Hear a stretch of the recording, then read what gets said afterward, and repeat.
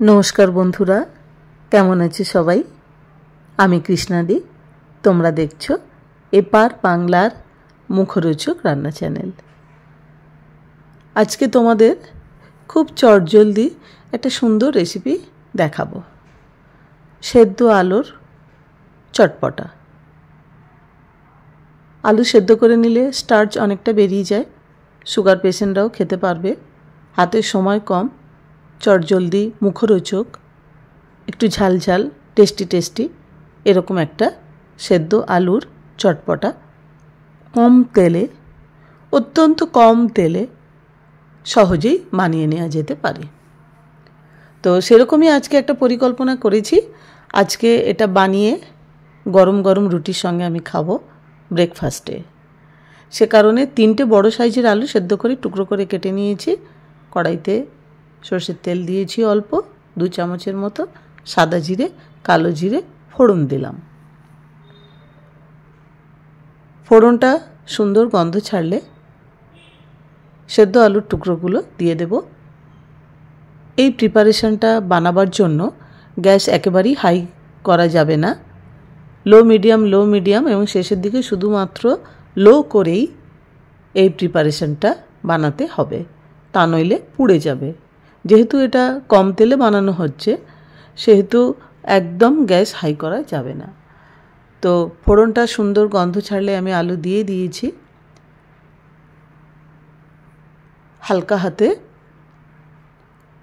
বারে বারে নাড়াচাড়া করে ভেজে নিতে হবে। হলুদ দিলাম,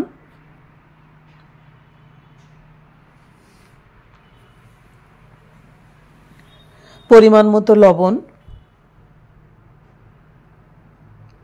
যেহেতু এটা চটপটা নাম দিয়েছি, চটপট হয়ে যায় এবং খেতেও ভীষণ মজাদার। একটু মরিচ গুঁড়ো ছড়ালাম, একটু চিলি ফ্লেক্স দিলাম,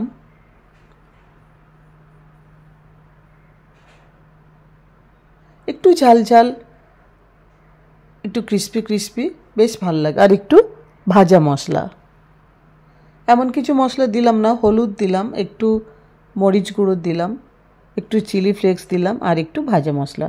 ভাজা মশলার রেসিপি আমার চ্যানেলে দেয়া আছে, তোমরা চাইলে দেখে নিতে পারো।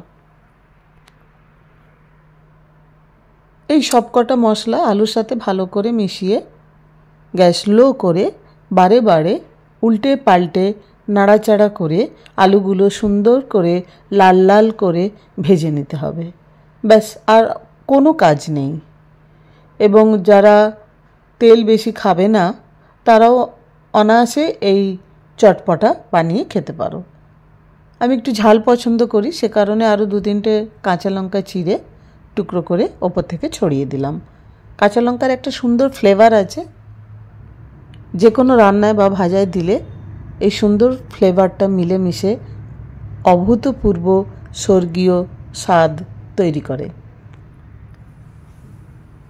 গ্যাস লো করাই আছে, বারে বারে নাড়াচাড়া করে আলুটাকে ভেজে নিতে হবে।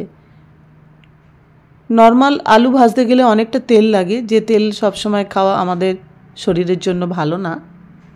তো অনেকেরই এরকম বেশি তেল খাওয়া বারণ আছে, সে কারণে আমি একটু কম তেলে কিভাবে ভাজা যায় বুদ্ধি করে এরকম একটু চটপটা বানিয়ে নিই বারে বারে।